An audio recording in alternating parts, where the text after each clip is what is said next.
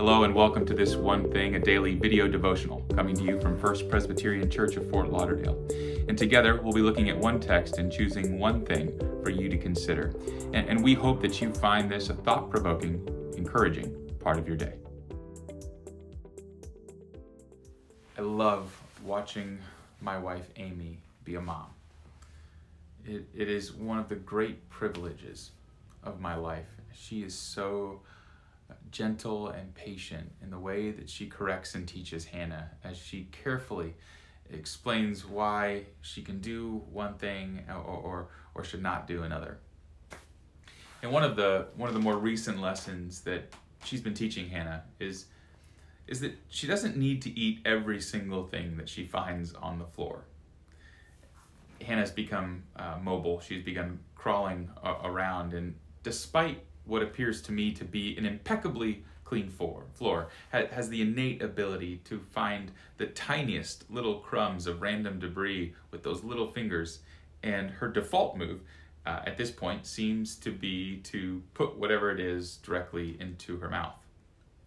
Now Amy has become lightning fast at intercepting her hand on the way to her mouth, and even better than that, she's been teaching Hannah to hand it to us as opposed to putting it into her mouth, and it works amazingly. It's incredible to see. Hannah will now find some tiny object on the floor and then offer it up to us, as if presenting us with some precious gift. Now the overarching lesson here, the overarching lesson that we want Hannah to understand is not that we deeply desire to possess all things that she finds on the floor, but rather that we care for her well-being, right?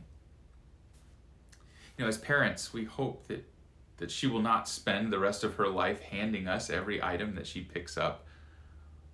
What we want is for her to trust us, so that throughout life, when we suggest that she do something, she does it because she knows that we have her best interest at heart. We want her to trust us. In our scripture today from Romans chapter 10, Paul says something about the heart of God in writing about the purpose of the law, or Torah, the first 5 books of the Old Testament.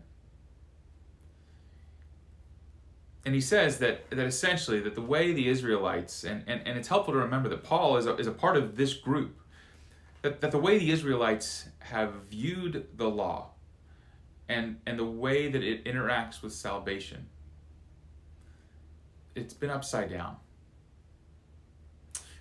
Just previous to the passage today in Romans chapter 9, verse 32, Paul writes, "They pursued salvation not by faith, but as if it were by works." They pursued salvation not by faith, but as if it were by works. That is, if they could just follow the law well enough, carefully enough, if they picked up that item off the floor every time just right, they would attain salvation. The scholar Paul Ochtermeyer, he says that the point Paul is trying to make here is that the purpose of the law was to engender trust, not achieve salvation. It's as if God were saying that the point of the law was not that they follow, or that you follow a set of rules and thereby achieve salvation, but rather that in following my word, that they would learn that I love them,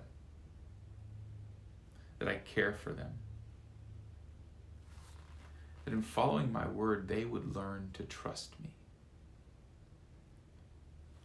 In today's passage, in verse 10, Paul writes what the alternative might be. He says, "For one believes with the heart, and so is justified. And one confesses with the mouth, and so is saved. And I think this verse, to a certain degree, has been hijacked by the church now to imply that what God desires is that we say the magic words, right? That one confesses with the mouth, and so is saved. But Paul's point is not that there is a magic phrase or a secret password, but rather that salvation comes not by action, not by following the law, but by putting our trust in God and in what God has done. And so trust it's first an activity of the mind and of the heart. It's something that we confess first with our lips. It's something that we believe in our heads, in our hearts. And then that's ultimately reflected in the way that we live our lives. Action should follow trust. God desires your trust, your faith. And so I'd like to ask you this one thing. What does your life confess about your trust in God? We'll see you on Sunday.